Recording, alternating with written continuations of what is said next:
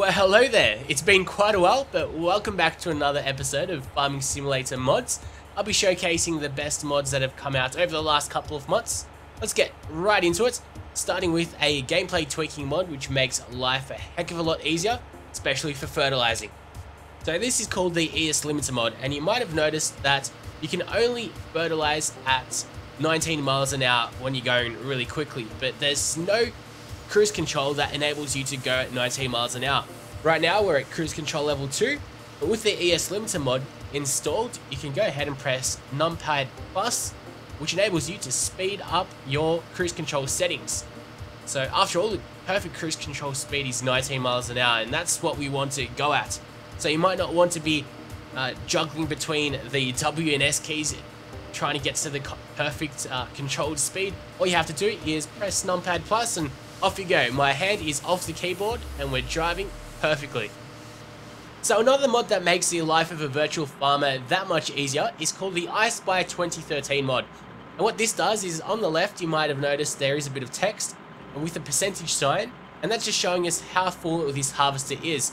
As you can see on the bottom right with the HUD, it's lined up, it's perfectly synced, so it's really good to tell us if we're driving about somewhere else. If I tab out of here, we can still see the little text, so it's perfect if you have a trailer and you want to go back and forth between different vehicles. It just makes it so much easier and quicker and takes out the guesswork out of the farming. And now it's time to get to the meaty section of the farming industry. Over here on my left is one of the biggest harvesters they can download. It's the class Alexion 770, and to be honest, it's really hard to tell that it's even a mod. It's a really well done mod. It's fully functional, it has proper sounds as well. Starts up just like a real harvester. It sounds really good. Now there are a couple of downsides to it as well. It is a little bit glitched up if you have the ES Limiter mod and you want to drive at 100%.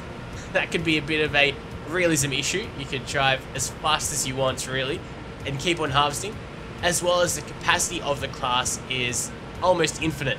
You could carry on acre upon acre upon acre of harvested whatever you're harvesting and it'd still work. So apart from that, it's a really good mod. I'd really recommend it to anyone.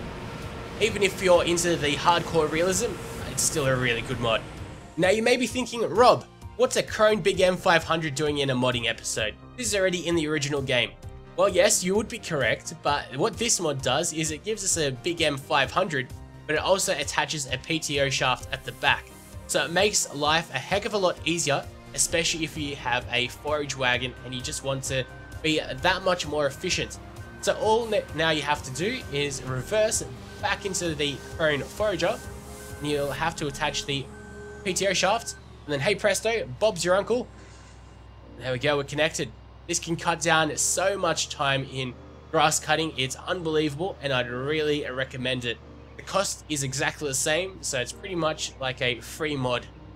Now of course this won't be a proper modding episode if I don't touch up on the trucks. So let's have a look at two mods, the Man Pack mod as well as a Scania Pack mod. They both come in different truck sizes and shapes and colors, so whatever tickles your fancy you can choose.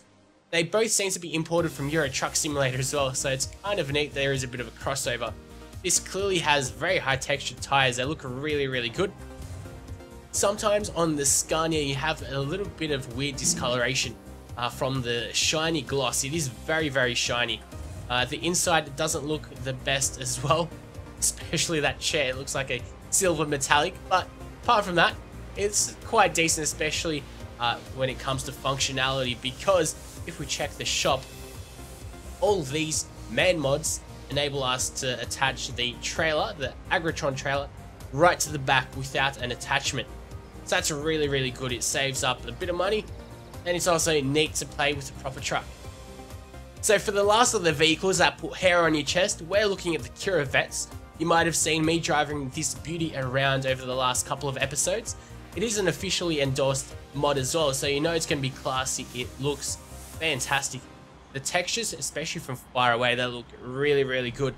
It just looks like it fits right into the game. I do love the paint job.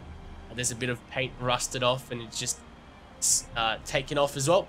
We head over inside. This is also a really nice little feature. If we press spacebar and then we click on the door, the door magically opens up for us. So if we come outside and go to the side where we open the door up, it's open. So you can close it and open it, and it's like that in the real game. So it's really, really nice. Let's head back inside and close this. There we go. So I'd really recommend it. It is very, very strong, this tractor, so it can pull quite a fair amount. Although the daily uptake is, I think, $220. So you got to keep that in mind, especially once you're starting out. And now, of course, what would Farming Simulator be without any aeroplane mods? This is called the Piper mod. It's rather plain and basic, but it's quite fun to fly about, especially if you're inside the cockpit. It's a little bit crazy. The camera is a little bit off-putting, but nothing beats flying around in a dodgy little airplane around Hagenstadt. It's really cool. You can fly out of the map as well. You see blackness everywhere.